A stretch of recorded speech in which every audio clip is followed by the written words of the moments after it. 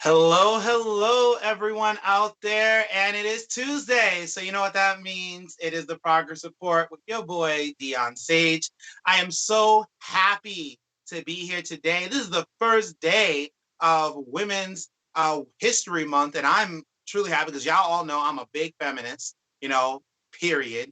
I believe in equal rights for women, hands down. And, to all the women out there that have done great work and things of that nature. But I'm going to highlight Stacey Abrams today and all the work that she's done in Georgia and what she's been doing around the country. Stacey Abrams, we take our hat off to you.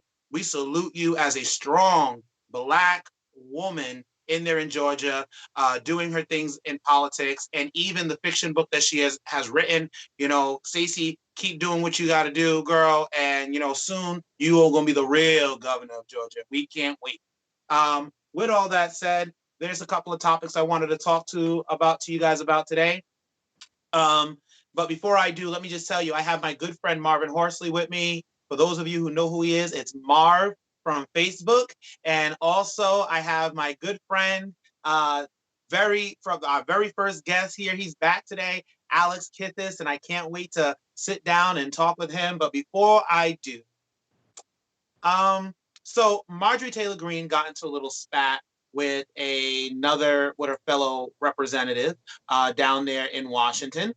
And the representative, right now I don't have the name off the top of my head, but this representative stood up for trans rights and to add transgender rights to the civil rights legislation.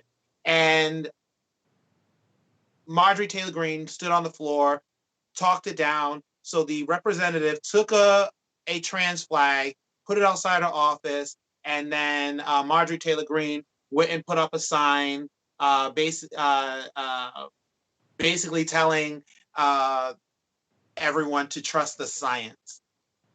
Well, that's ironic, seeing how that Marjorie Taylor Greene is the one that believes in Jewish space lasers. Also, Parkland was a hoax. Also, she's also an anti-masker. So let's ask the question: do you trust the science when it comes to masks? Do you, Marjorie? I just really would love to know, because you can't tell us to trust the science when it comes to gender if you're not going to trust the science when it comes to you wearing a mask. To be honest with you, I would really want them to fit you with a muzzle at this point, because every single day it seems like you just wake up and decide to spew out diarrhea out your mouth. Then you have Ted Cruz. Let's talk about another one that's vomiting diarrhea.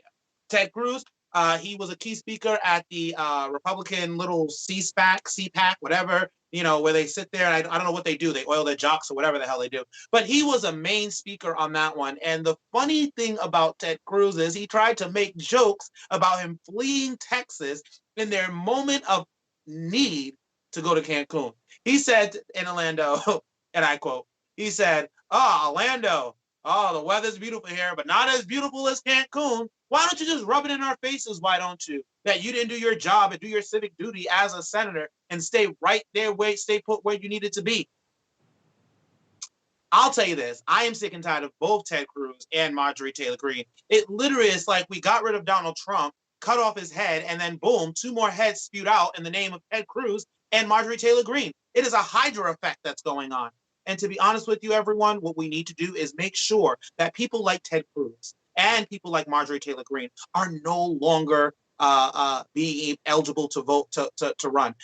And I speak to those Republicans in the Republican Party that don't agree with Donald Trump, don't agree with Ted Cruz, don't agree with Marjorie Taylor Greene. Y'all need to get it together and take your party back. Because right now, from the looks of it, if you guys keep going with these conspiracy theorists, you keep going with these lazy politicians, you keep going with these crazy people, I guarantee the Republicans are not going to win an election in anytime soon. It's time for you to revamp your party. It's time for you to change your party. The Democrats did it when they had Obama, and then they had to do it again. They had to do it again for 4 years when they were putting forth Joe Biden. So it's time for the Republican Party to do the same thing. But to be honest with you, I don't know what you're going to do to quiet the racists, other than they all die off. But with that all said, I am truly happy to have one of my oldest friends. He and I go way back. I mean, we go way back. I'm not going to say what year we go back, but we go back to high school, because if I say what year we go back, it's going to be telling our age. So I'm so happy that he's here. I had asked him to come on the show, and I know he's been doing his thing. And what I love most about him is his little jokes that he has on Facebook. And ladies and gentlemen, I want to introduce my friend Marvin Horsley. It's Marv from Facebook. Hello, everybody. How are you guys? Thanks for having me, D. Nice to be a part of No your platform. problem. No problem. Marvin, how are you doing? I'm doing better. I've had some rough times personally over the last year, and I think I'm devising a plan to be better. So I'm doing better. Better times are ahead, and I'm staying positive about that. Nice, nice. You got when you got to stay positive about that. It's been no secret about me and my depression for many years. And last year, I said enough was enough, and I started putting my best foot forward. All I can say to you is, like, keep pressing on and do what you got to do. It's very important that, one, we take care of ourselves, Right, right. because we try to do things for everybody else, but and then we forget about ourselves. So we have to remember that. But Marvin, you and I have known each other a long time, my friend. Definitely a very long time. Very long time. I'm not ashamed to say our age though, because we come a long way, so I'm Well, not you're ashamed to older say than it. I am, so I think you're older Right, than I am. right, right, But yeah, right. it's probably I think it's going on 20 years. Marvin and I met in ninth grade at Providence Place Mall Academy. And the funny part was, in the beginning, Marvin and I, we didn't think we were going to like each other, and then we ended up being friends, which is We a butted wonderful. heads a little bit. Yeah. We at the beginning, and then and to all of my friends out there, many of you know, like, I'm one. I will bump heads with somebody, and then, come on, let's go have some cake. That's me. But yes. But I've known Marv. I know Marv for a long time. Marv, you know what I wanted to quick story. Remember at the end of the school year, ninth grade, when we had the big water fight? Yeah. That I orchestrated, and I was the only one who got kicked out of the school. I was the only one. That was my younger years, and and the funny part about that was it was really done in with so much innocence. But I think just how we delivered it and the circumstances behind the testing, and the building we were in was always so hot. So it was just the scenario that followed. It didn't really blow over well with the administration, which it shouldn't have. And I guess I remember them specifically telling me that I didn't seem remorseful enough, and nobody was injured in the process of the melee. So I just thought, I thought I would definitely be reprimanded and in trouble, but We it was a good we were time though. It was a good time. No regrets. in the old welfare building on Fountain Street. No air Right. conditioning. No air conditioning, and it was a brick building. It was. I remember the day like it was yesterday. It was hot. I think Yeah. we had a whole entire week of, like, it was like in the 90s, towards the end of the school year. We were done with our testing. Um, but like I sit there and I often think about that even as an educator when we get ready to suspend students for things. Like, let's Right. really take a lot of things in consideration. I like what you said. It was innocent fun. It was innocent fun. You know, Right. we didn't think of anything. We just said, hey, look, we're done. You know, we're gonna have the water fight outside, and that's it. And our teachers really were like, hey, okay, whatever. You know, but one thing I gotta say is like, Marvin, you took the entire fall for all of us. I did. I did. I definitely did because it was my idea originally, and then we were like a group of friends. But what I learned from that situation is to be more to try to understand other people's point of view. Even though Right. even though that wasn't my intention, the way it made people feel mattered, and I was a lot younger then. I was what 17, probably younger than that. I think I was 14, 15. So when you're a teenager, you think everything you're doing is right, or where you're going in life, and you don't. But yeah, there was no kind of malice behind it, so I felt like they were taking it to the next level. But I don't regret it. It was like I said, my intentions were pure. Just my delivery was messed up. So Exactly. I tell people all the time. The things I did there was things I did in high school that when I look back on it, like you're like, I was a kid, but as an adult, you're like, it's like, dang, Dion, I can't believe you even did that and said that. How did I, things that we used to say to teachers, when we got kicked out of right, class, it's because you're racist. Like, no, it's a black teacher. You can't sit there and say because they're racist. But, right. I mean, but, I think you can. I think you can. You can't. I think you can say it's racist. I think that's. I believe there are different types of black culture that is racist towards our own kind. But then I don't think it was that. That wasn't the case. But I've learned that there are many different forms of racism, and there's definitely race on race racism. Like there's I've encountered it. So in a weird way, but I definitely have encountered it. it's crazy because I was talking with a friend of mine, and my degree, my associate's degree is in English and sociology, and Right. I pride myself on I like to tell people I may not have the best speaking grammar, but when I write, um, you could see that I'm very detail oriented, but I have a bad habit of correcting people's grammar and language. And a friend of mine was like, Dion, that could be perceived as racist. And I said, well, I don't understand how. Um, and then she went on to Racist. explain, and I was fighting it at first, but then I said, you know what? You're right. If I know that somebody can't pronounce doesn't pronounce the word shrimp and they say scrimps, I Yeah. can't get mad at that. And if I tell them once or twice that it's really pronounced shrimp and they just say scrimp, that's not I can't I can't be upset with them. That's Right. Right. and the other thing we have to learn is there's so many different dialects in American of English. For example, when you head south, there's plenty of words that they say, and you're like, wait a minute, what did you just say? I don't understand what you said at all. Right. And at the end of the day, you have to teach. If that's how you speak, and you feel like obviously we all know the correct way of speaking, but some people don't. You sometimes you really have to step back and just teach somebody before you start judging them. And I had to learn that because I can say that I kind of feel similar about that, like people using words incorrectly, grammar, things of that nature. But they're never going to know unless you teach them. So rather than judge them for it. Uplift them up what because that's the only thing we can truly do. That's honest. Take from what spread it to people, like you do with your platform, and something as small as that can be fixed. You know what I mean? It's not something that's going to be too detrimental to somebody, but if they don't take hold of it, and how we speak matters, and what you say, and when you're talking, you want to get the right point across.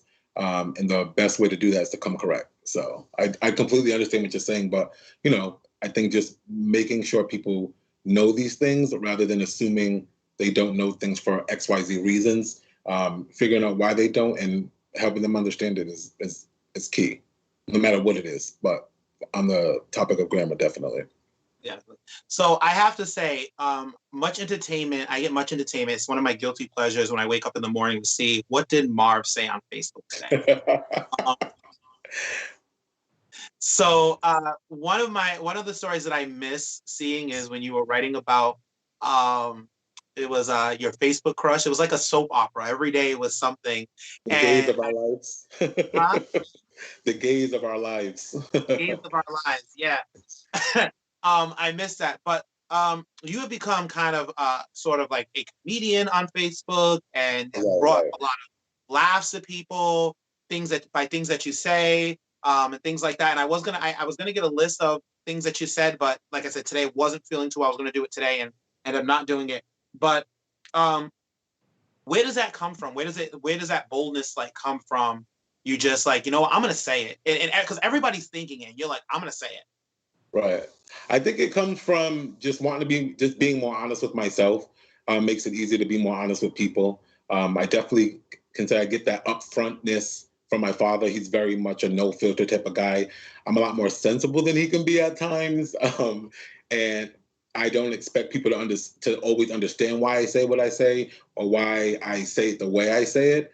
But I understand who I am. So if I can understand who I am, you're not going to agree with everything I say, but I always try to do things with a little bit of truth and a little bit of comedy to make it a little light so it's not so serious. But sometimes that doesn't always work out. So, and as you Sometimes can you're right. see, Sometimes it doesn't work out. I mean, even with me when I do my monologues, sometimes it's like I know one week Ken our producer was like, "Oh my god, I can't believe you said that." Yes, I did. One day I called Donald Trump the commander in chief, and everybody could not believe that I said that. oh, But what? that was a good one. That was no, that's good laughter. Yeah. But I'm seeing that we have to go to commercial. I'm going to ask a couple of things later on in the show to you. Okay, I'm going to bring Alex in. Marv, thank you for coming in and doing this with me of today. course. Thanks for having me. No problem. But we'll be everybody. So we're going to go to our first commercial break. We'll be right back. All right. Government hasn't worked for working families like mine. I know what it's like to see an eviction notice, to work a minimum wage job. My first one was at the age of 12, working to support my family. My dad was a social worker. My mom was a home health care aide. No matter how hard they worked, they struggled to make ends meet for me and my siblings. And unfortunately, my story isn't that unique. It's familiar to Pennsylvanians all across the Commonwealth. Working families from Philly to Erie, from Scranton to Johnstown, from Bethlehem to Uniontown are resilient and leaning on one another. But Pennsylvania and America are at a crossroads. After 4 years of division and just over a month since a failed coup at the United States Capitol, second floor, we face a question of who we want to be as a country. But we also face a recognition what's been broken has been broken for more than 4 years. We have to answer the question at the heart of every campaign.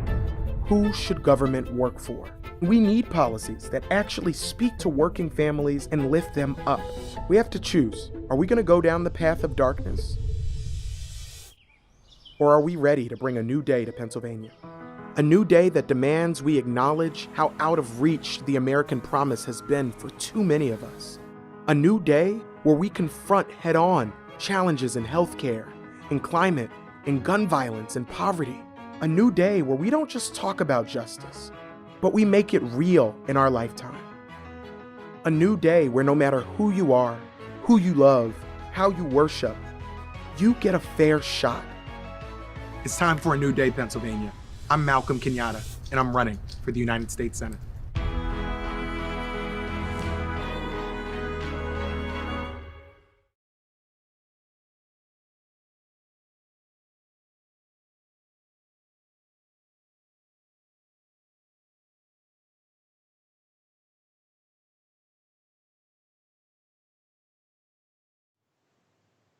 Hello, everyone. So I'm sorry, I got distracted. I was looking at the commercials just like you were, and Malcolm Kenyatta running for Senate down in Pennsylvania. People look him up, and may I say he is a very handsome man of color, if I may say so myself. And let's really push him. Openly gay man, and if he wins, he could be the first openly gay person in the Senate, and we are, listen. I might move. I might just go down to Pennsylvania. I have family in Philly. I just might be down there in Philly. Y'all might catch me down there next year instead of here in Rhode Island during elections. Don't be shocked. No, I'm joking. With that said, I am pleased. I am so pleased to have our first guest, our first guest here on the Progress Report, back with us. And before I bring him on, I just want you guys to see. Here's a little clip of our very first show with Alex, and then we're gonna come back. But go ahead and watch that little clip.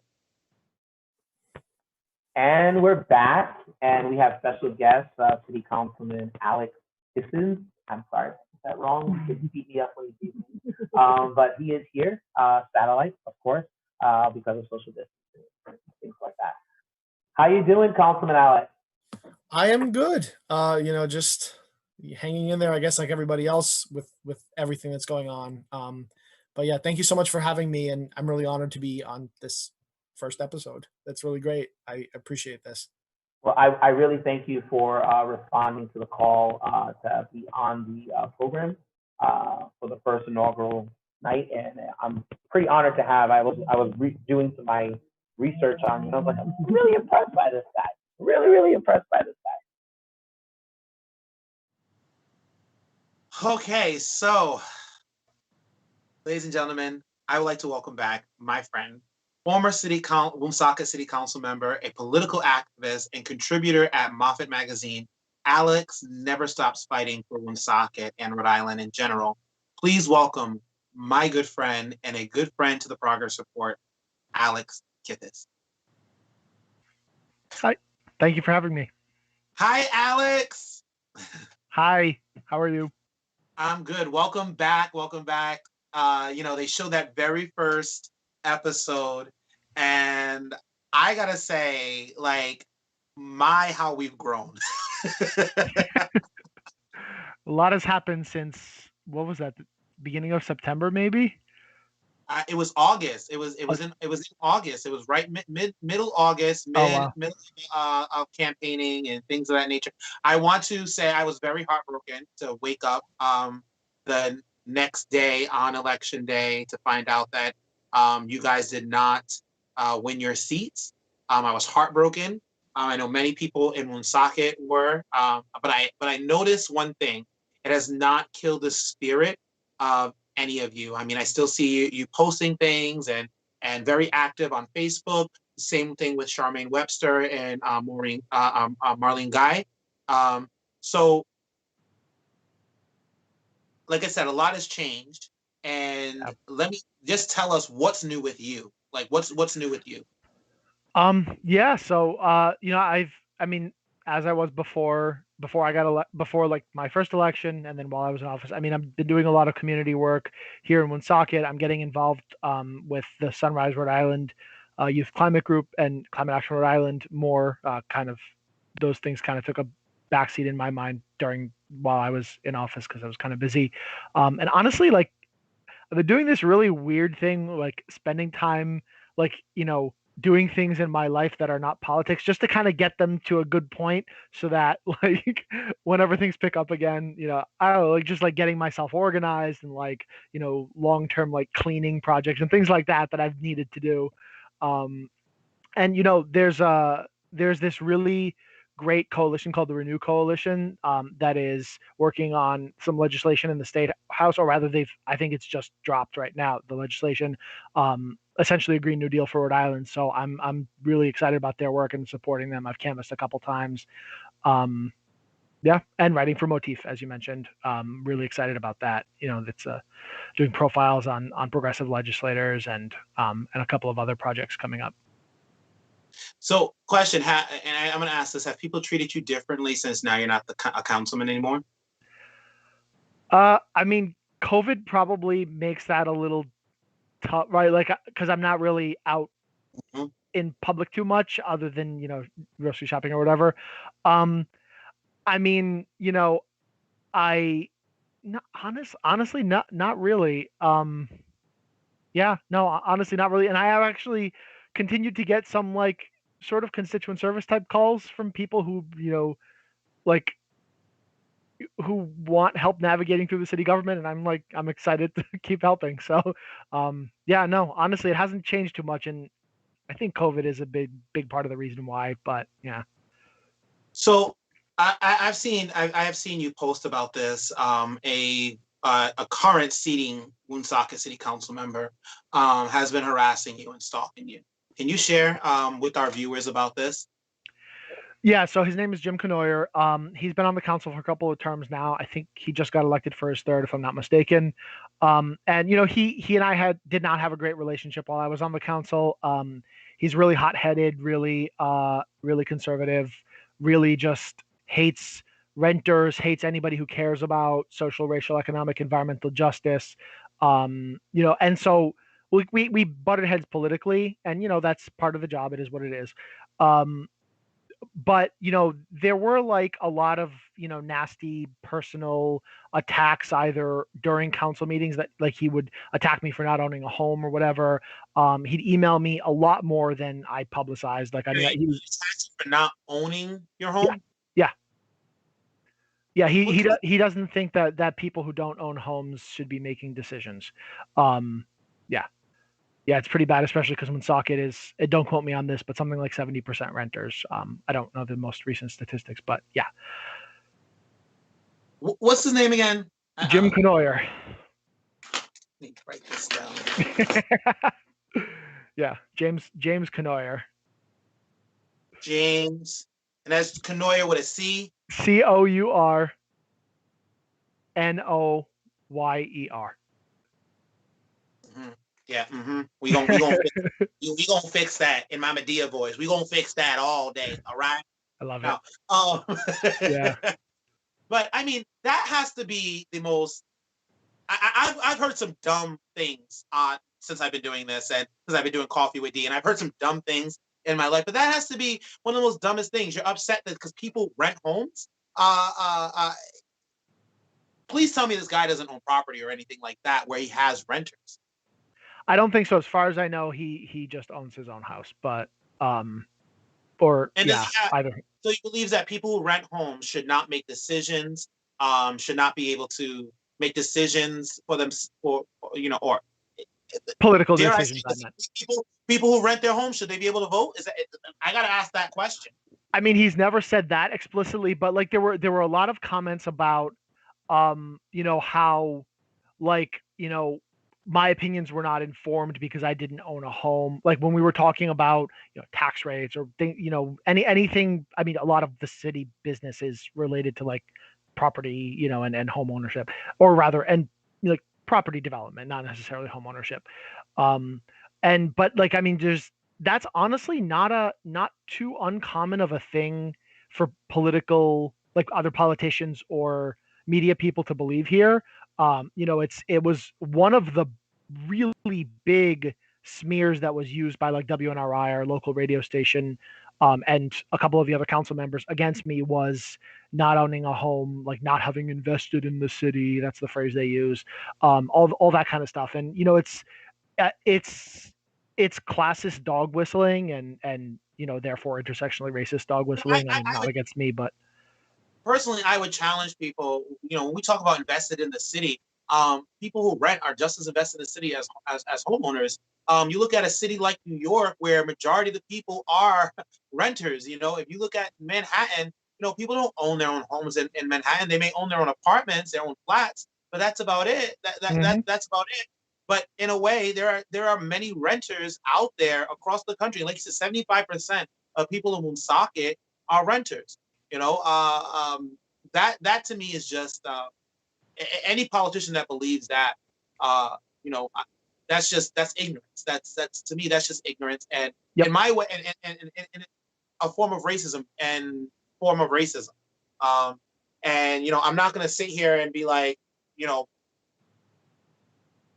I'm not holding my tongue. I mean, you're talking about somebody who doesn't believe that renters have a voice. Then you said he thinks that people shouldn't talk on social justice issues.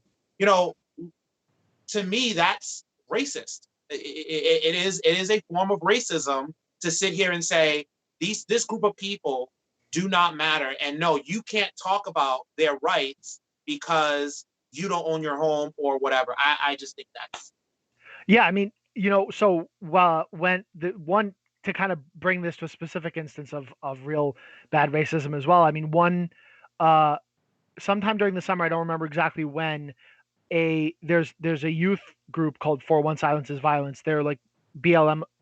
I don't know, they're not formally affiliated, but they rose up after George Floyd was murdered, and they had a protest in Woonsocket.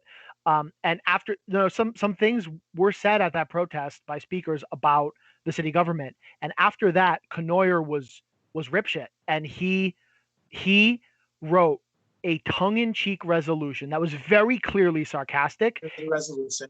Yeah, well, to create a racial advisory board to prove where there's racism in the city. And the whole thing was like dripping in sarcasm, because the point was that he felt that he would be able to prove that racism didn't exist by creating this committee and then dismissing any results that they created.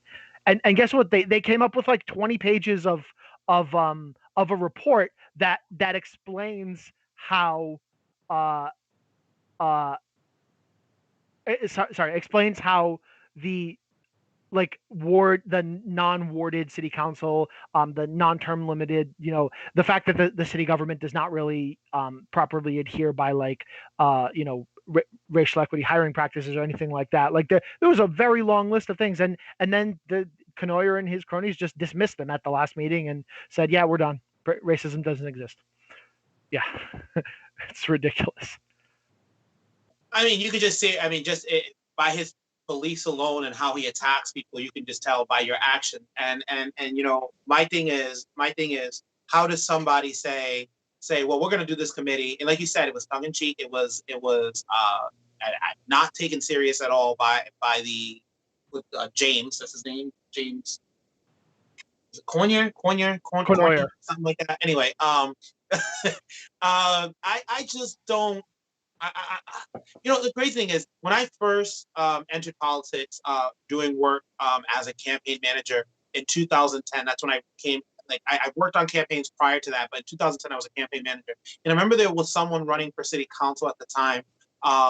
She would literally knock on doors only to the homeowners and not renters. And if you rented your home and she thought you owned it, she'll come up to your house, say hello, and then once she found out you were a renter, she didn't want to talk to you. And she was a council person for 20 some odd years, and then ended up losing her seat because of it. And there was something that she had said about Oneyville in 2010 at a meeting. She said the reason why Oneyville has become such a I can't remember the term that the word that she used, but basically saying the reason why Oneyville looks the reason why it does is because a certain group of people have moved into the neighborhood. So we're all sitting there like, what group of people are you talking about? If anybody knows anything about Oneyville, it is majority Mexican and South American, but a lot of Latinos have moved into that area. Things like this, in my opinion, and I'm gonna say to my viewers, we have to pay attention to these city council people. We have to pay attention to these city council people. We have to pay attention to our state reps and our state senators. I can't stress it enough. These are the people that make decisions over our everyday lives. Yes, the federal government, it's fun to pay attention. It's good to pay attention to them, but we really need to pay attention to the local, because they make decisions on our everyday lives that affect us every single day, whether it's wages or whether it's health care or whether it's school education, whatever it is, they make decisions, property taxes, and things of that nature. I'm sorry, Alex, I didn't mean to go off. No, you're absolutely right. So you're working on some project with Motif Magazine? Yes. What is that all about? Yeah, so it's a magazine. It's in print. You find it in like a lot of like restaurants, and I think it's distributed in a lot of different places around the state, especially in Providence, and online. And it's like everything from news, art, music, politics, the environment, like local events. And so I write specifically about politics and the environment for them. I started maybe the beginning of December. I don't remember exactly when. And it's a wonderful publication. It's really, really great place to work. And the first set, I think probably like of 11 or 12 articles that I did was basically profiling all of the state senators and reps who had expressed that they were going to or actually did vote against leadership, against the anointed Senate President Ruggiero and the new Speaker Joe Shekarchi, and just talk to them about what about their campaigns, about what their constituencies wanted, why they were in this fight, depending on who the person was, like what types of activism they had done, and it was incredible, to do those interviews, and I think it's and there's a lot in store with them, and I've been so really enjoyed working and writing for them. Nice. With that, we had Tiara Mack on last week, and I spoke to her a little bit about the attack attacks have been happening on herself, Cynthia Mendes, as well as Representative Brianna Henrys, and Jean Bellacenti said something on Channel 10, calling them call them fierce women. And he said it in a nasty tone. I changed it. Yes, they are fierce, and don't reckon with them. That's how I look at it. But also, the Speaker of the House said that the State House has a way of bringing people to the middle. Moderating them, I think, was the phrase. Yes, moderating them was the correct term that he had used. Do you think that with the current political climate, do you think that there's going to be a change with that moderate forcing people to the middle, or do you think that there's a chance that he could be right, that they could end up falling in line with that? No, I definitely think there's going to be a change. First off, because for a lot of reasons. One, like looking at the actual people who are involved, the actual people who have gotten elected more broadly in like the past, say, maybe 2 or 3 election cycles. I trust their commitment. I think they've clearly, many of them or all of them, and I guess it depends on how, there's a group of 20 legislators. Like, I can say I trust their commitment to this movement, to fighting for justice. And so that means that the State House has to move because they're not going to. Also, though, I think that looking at the Rhode Island Political Cooperative and just looking at all of the progressive power that's been built in the past couple of years in the state, leadership is scared. The fact that they've come out in favor of legalization of pot, of a higher minimum wage, of taxing the rich, of they've tweeted about climate action. I don't know what's going to happen with that, but like the fact that Tiara and Cynthia and Brianna and all of the other legislators got elected and are such advocates and fighters for the things that progressives care about, it, like, the fact that is the situation leadership is dealing with now means they have to move, or like they know, and I think this is true no matter what, but their days are numbered. And so I'm like really optimistic. This election cycle changed a lot of things for good. Listen, I 100% agree. I had Jennifer Roque on last week as well, and she has been pulling my coattail to run for public office, and let's just say that, and I'm gonna say it right here and right now before we go to commercial, 2022, I will be exploring the idea of running for some type of political office. Enough is enough. I love it. With that said, we are going to go to commercial, and we'll be right back after these messages. My name is Brian Sims, and I'm running for Lieutenant Governor. I think every day about the values that my Army officer parents instilled in me: to take responsibility, to show empathy, to have courage, and to be authentic. I want to put those values to the direct service of the Commonwealth. I have a lot of hope when I look at the people across the country that decided over these last number of years that they'd had enough, that they looked at a lack of leadership and thought that they could do better, because oftentimes they're right. We are the antidote to broken politics. My time in the Pennsylvania legislature has taught me a lot about not only how Pennsylvania government works, but a lot about how it doesn't. It's taught me a lot about how to work with people who don't always agree with me. I think it's time for me to take what I've learned in the House and to be able to bring that leadership to the direct service of the governor. I want to be your next lieutenant governor. We need adults in the room, and I want to bring bold, visionary leadership based on lived experiences and shared values to the Commonwealth.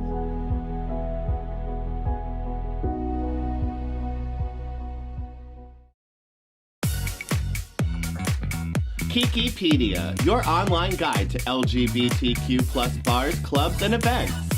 Find all the tea on your local gay bars. Home of the internet's most comprehensive digital drag show and virtual event guide.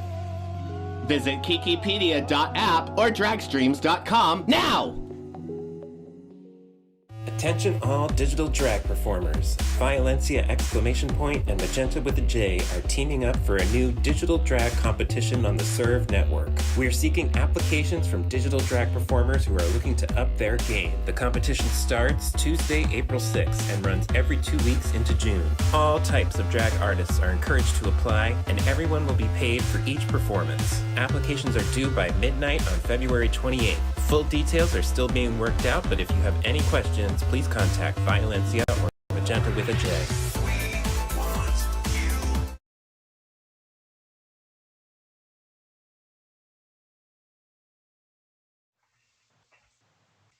And we're back. Before I bring back Marvin and Alex, I just want to congratulate now Secretary Raimondo on her promotion and going to Washington and being part of the president's cabinet. This has not happened in 70 years that somebody from Rhode Island is part of the president's cabinet. And as a Rhode Islander, I'm excited. Don't get me wrong, I understand how people feel about Gina Raimondo, but can we just celebrate as Rhode Islanders real quick? Also, 2 weeks ago, we had Corey Jones, and he was a senior advisor on Dan McKee's transition team. He is now going to be Dan McKee's, the governor, now Governor McKee's advisor on policy, on policy and on social justice and equity. I am so happy. Congratulations to you, Corey Jones. And I want everybody to say, listen, young people, to the young people out there, Corey Jones is 23 years old. 23 years old. And and I have to say this, you are never too young to get out there and do what you are passionate about. With that said, I'm going to bring back my good friend Marvin and my friend Alex, so we can finish discussing some more topics. Okay. Hey guys. Hey D, how are you? Hey. All right. So, great conversation already. It's been, I just talked about Gina Raimondo. She's now going to be the Secretary of Commerce down in Washington, part of the president's cabinet. This is the first time it's happened in 70 years. As a Rhode Islander, how does this make you feel, Alex? Putting me on the spot. I mean, I have pretty critical opinions, so maybe we'll move on to Marvin. I mean, your opinion matters I know how too. people feel about it. Like I said, I know how people feel about it. It's bittersweet because there's some things that she's done. And, I want to apologize to Rhode Islanders, not apologize, but I don't care. Hey, listen, I worked on 3 of her campaigns, so I'm pretty excited. Like, go ahead, boss. Go ahead, do what you got to do. Marvin, how do you feel about somebody from Rhode Island being part of the president's cabinet? In that sense of things, it gets exciting. But when you break down things that, you've experienced when she was the lead, you tend to just, you don't want to make things personal, but you want to make them political. So if she did things that doesn't go to, what do I want to say? She's done things that I think make people uncomfortable. But as far as, so you have to acknowledge that when you make people uncomfortable, it's kind of your job to make people comfortable again. And I think she's done some things to do that, but she could have, it could have been a little more of a push. So I think she rubbed a lot of people the wrong way. So I do understand where Alex is coming from and why he probably doesn't want to be as critical towards her. But it's necessary to say those things so people can learn what not to do. Being that she's at a higher place now in the government, she's, I wish her well. I never want to wish anything bad on somebody, but, I just hope that she really, obviously she took the position. It was in limbo for a while with her taking it. But as a Rhode Islander, I'm proud of her growth, but professionally, sometimes she just didn't, hit the mark. So I'll say that. I just, you know what? I just hope she gets rid of that bob for once and for all. New job, new. Let's just do that. Do away with the bob. Marvin, you know how I feel about her bob. I've been talking about her bob now for over a year. Okay. Actually, it's coming up on a year because I remember I was upset because we used to have the Mr. Gay New England pageant, and I was going to be in that pageant. And right before I had said, I swear, if she shuts down, I'm gonna smack the bob off her head. And she shut down. No, I did not smack the governor. I did not. I would never smack the governor or any elected official. Maybe Donald Trump. I might trip him down a flight of stairs now that he's no longer the president. But that's about it. With that said, the U.S. House of Representatives announced a resolution honoring 26 LGBTQ Black leaders. The bill has 29 co-sponsors, including, oh God, talk about a waste of space, David Cicilline from Rhode Island, and the two first elected out of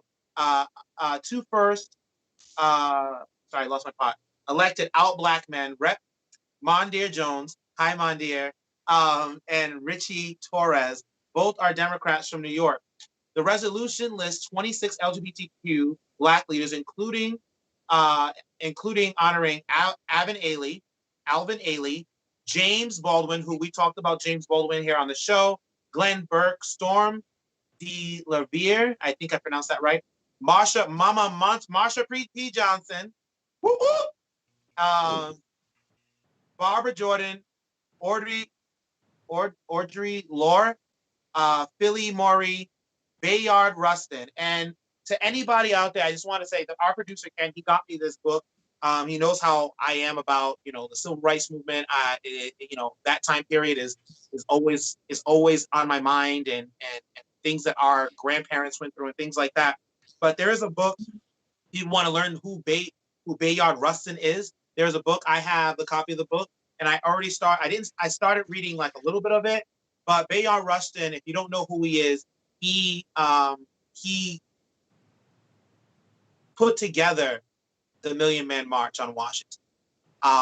And many people believe that he doesn't get credit for it because he is a gay man. And one thing this is going to go into what wanted to talk about for the rest of this is, I think we forget in Black history that there have been gay people in Black history, Black gay people all the time in history that have done things such as James Baldwin, and we just named a few. Marvin, as a gay Black man, would you have liked to have known that there were prominent gay Black men growing up? Most definitely. I think having somebody to relate to, it takes a great part in forming who you are, getting your opinion out there, not being afraid to do what you're seeing other people do. I think for many years, and we come a long way, but they weren't talked about. And even from when I got the notes for, the show tonight, I did some research, and there was things that I didn't know, and it kind of made me feel like what you just said. Where has this information? The information has been there, but it hasn't been pushed to the forefront and given its, I'm sorry. Its credit. I have a visit, guys. I have a visit. I don't know if you can see them. This is Arthur. Hey, Arthur. And this is Azir. These are my godsons. I wanted to show them to everybody at the Progress. Say hi to Arthur and Azir. They are getting big, and I love them. They were downstairs making noise before the show. And they love their Uncle D, right, guys? Right? He's looking at the You're lights. making me miss my godson. How cute. But Alex, the same, kind of the same thing. You recently came out during your after you had won city council a few years ago, and even with that, when we talk about LGBTQ, we don't really talk about prominent Black LGBTQ people. Mm-hmm. What are your thoughts on that? Yeah, I mean, I think, like a lot of both Black history and LGBTQ history, it's kind of sanitized away from I mean, most textbooks are printed in Texas, right, which is very conservative, and like it really is our, you know, like our education system really does whitewash and sanitize away huge parts of our collective history about of communities' history, and like I think speaking from my perspective as a member of the LGBTQ community, I, it would have I would have like it would have benefited me a lot to learn about that personally. It would have benefited me, and then speaking generally as a person, as a 21st century person, like to learn about history of Black LGBTQ people, and then just learning more about Black history than we did in school. I mean, would have like I think everybody needs to. That's it's a big topic of discussion now, and I'm hoping it makes some changes.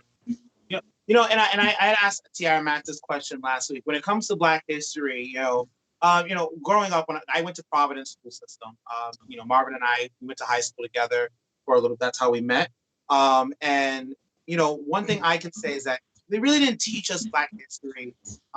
We always would learn about the same people. We would learn about Dr. King. We would learn about Rosa Parks. We would learn about Harriet Tubman. We would learn about Sojourner Truth. But when it came to like it's like there are other people that have done so much. Done so much. All right, they gotta go, guys. This one's drooling everywhere. Bye, guys.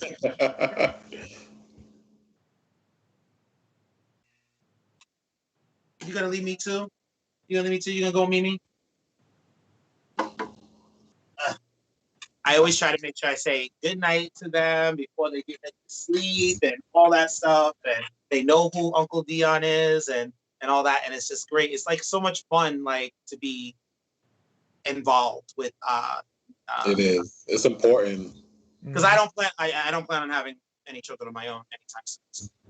But so we talked. So last week we talked about how important it is to really have Black history in American history, because Black history is American history. And I will also say LGBTQ history is also American history. What do you guys and either one of you can answer first. What do you think is the next step in this state accepting, hey, we've already took away plantations from the state name. Now our education system, our history needs to be revamped. A lot of things need to be revamped. What do you think is the next step, just to go in and dig in on that? Good question. I think first and foremost, I think educating oneself is truly important. I think over the last year or so, I've learned a lot more about things that I thought I knew, without actually having facts, without actually doing the work. So I think really putting 10 toes down to want to do the work, to figure out, what you can literally do, what you can contribute. A lot of people wait for a lot of people to make the move and then they don't even become a part of the movement until they see it being, being orchestrated. But I think it's really going to take education and just a matter of people coming together and staying together. I think coming together has been at the forefront a lot, especially in the last year. But I think staying together and not giving up because things are not happening too soon. It's a fight. Life is a fight, and I think the more you fight at things, the better you feel when they're accomplished. But you can't give up. So I think it's really going to take education, because without education comes ignorance, and when you're ignorant, you're not really wrapping your head around the bigger picture of things. So I think educating is very important. Self-education and learning from people and being open. I definitely agree. And I guess I would add also, like, I think that thinking back to when I learned, the history of civil rights and a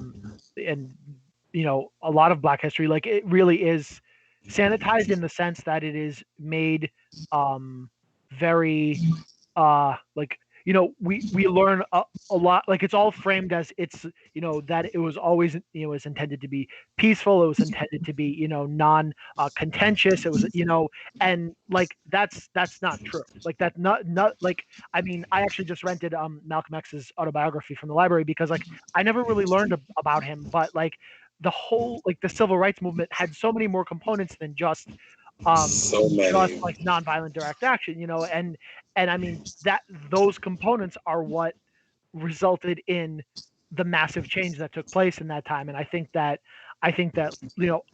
that history being taught is so important, um, including towards just like properly framing the fights that are going on right now. The Black Lives Matter and other fights for continued fights for civil justice. Right. It's crazy because, I often tell people when people talk about Dr. King, I said people love King before 63, but nobody wants to see him after 63. That's Right, right. Dr. King and movement. Listen, all right, we got the civil rights. He was like, civil rights, all right, boom. But you know what? We need to do this as Black people. We need to do this as Black people. We need to do this. And when you compare and contrast his early speeches to his final speech the day before he died in Memphis, you see that at that point, that it was like in that speech, he was like, I'm no longer afraid. I'm no longer afraid. And when you when you research Baldwin, when you research Malcolm X, when you research King, when you research all of the prominent speakers, John Lewis, Jesse Jackson, all of them did something after 63. They all began sounding the same. They all started talking about how they were Black, have to think Black in order to navigate. So Okay. I'm learning, and you're talking to somebody. I went to school, English and sociology. I took African American history. I'm still learning about Black history because of this. Um, but with all that said, guys, we have to go to one more commercial before we I be back after. For the next full spin, we're bringing you a visual album of non-stop drag set to Dua Lipa's Future Nostalgia. Join us on Tuesday, March 9th at 9 p.m. Eastern, hosted by Magenta with a J, and featuring Ophelia Hotass, Anomalia, Sapphire Feliciano, Toast, Ubi Aaron, Avery Goodlay, Degrassi Knoll, Tiki Vante, Zad Gravebone, Missy Steak, Amanda Massacre. We'll also be raising funds for City Life Vida Urbana, fighting for social justice and helping people stay in their homes. So join us for Dua Lipa's Future Nostalgia on Tuesday, March 9th on Magenta with a J's Twitch channel.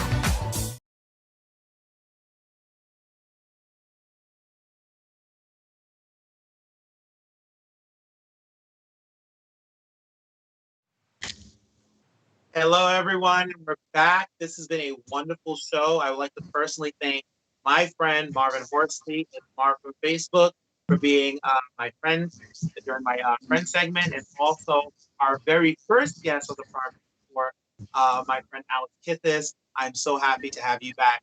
But it comes to that time where we got to get to the end of the show. I know it's the sad part to me, but with that said, now everybody is a quick final.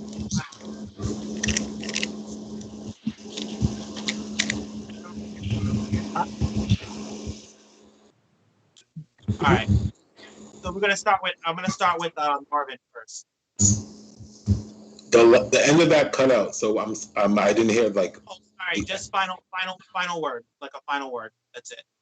All right, final word. For my final words, I would just like to say I'm gonna go back to what I said about educating yourself.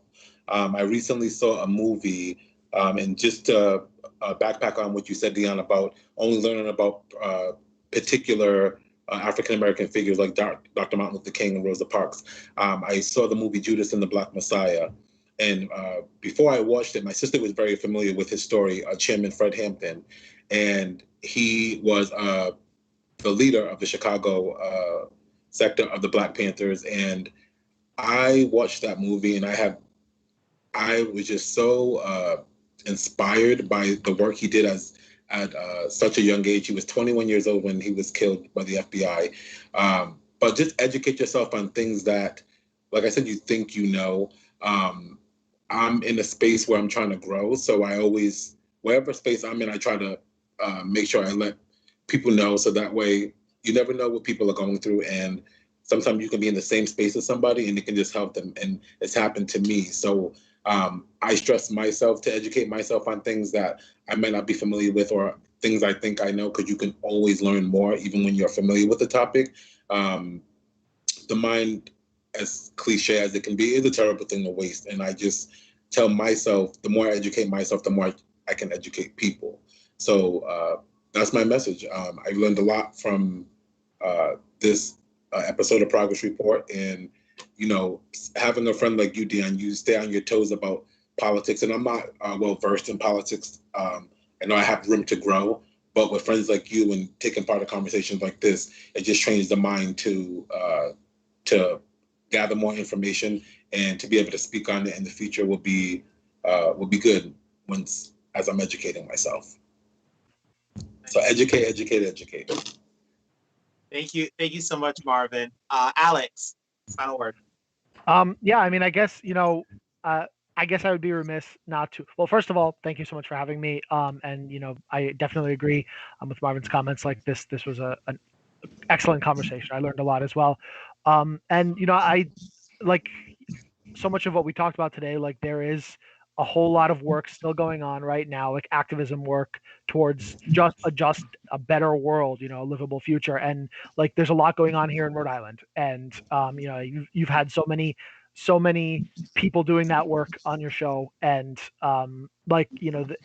there's so many ways to get involved, and I just I guess want to encourage people. I mean, whether it's the local Sunrise Hub, whether it's canvassing with Renew, whether it's getting involved with like utility justice, or like things in your local community. I know I've really been involved with so much that's going on in Woonsocket. Like I've gotten involved, especially since having a little more time. There's the Watch Coalition up here, which is a racial and economic justice group. There's 401 Silences Violence, like I mentioned earlier. And so just like really kind of digging in and getting involved, like it is such a enlightening and fulfilling experience. And like we together in solidarity, we can really create a better world. So I'm excited for that. Thank you. And thank you so much. Thank you both for taking your time out schedule to sit with me. I know we're a little bit past time, but I want to say this to my viewers. Today, we talked about so many different things. Are, so many different people are doing so many different things across the state, doing so many different things across this country. And normally I try to give a good word, but today it was really hard to word, because like they said it, they said it. We have to educate ourselves in order to work together. And I will add this: we have to out of our own comfort zones of what we know. It's important that we step out of our comfort zone so we can be willing to listen and open our hearts and open our ears and shut our mouth for a few moments just to learn something that we never knew. With all that said, this has been the Progress Report. Me, your host, Dion Sage. I would like to thank my friend Marvin Horsley and my special guest, Alex Kithis. Join us next week. Join us next week. We have my good friend Ron Lewis and special guest Harrison Tuttle, who's a communications director for BLM Rhode Island PAC and Time to Run for co-founder. With all that said, good night.